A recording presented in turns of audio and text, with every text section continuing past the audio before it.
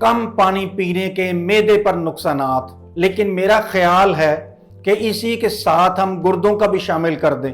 پہلی بات سمجھیں جی، جتنا پانی آپ کم پئیں گے، آخر کار لاسٹ جو سیکشن ہے انتریوں کا، بڑی انتریوں کا، وہ پانی ایبزارب کرتا ہے جی۔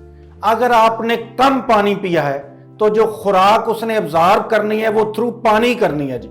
اگر پانی کم ہے تو وہ اتنا ایبزارب نہیں کر سکے گا جی۔ دوسرا مسئلہ گردوں کو پڑے گا جی۔ گردوں کو بذات خود زیادہ پانی چاہیے، کیوں کہ جو گندی چیزیں ہیں باڈی کی اس نے باہر نکالنی ہیں، اور وہ باہر نکالنی ہے پانی کے زور پر۔ آپ نے اگر پانی کم پیا ہوئے تو اس کو پھر بہت زیادہ کام کرنا پڑے گا۔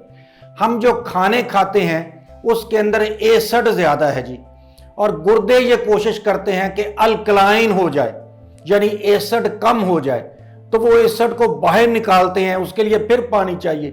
تو یقین رکھیں کہ پانی کا استعمال کھانے کے ساتھ بہت کم، لیکن کھانے کے 1.5-2 گھنٹے کے بعد بہت زیادہ استعمال کریں۔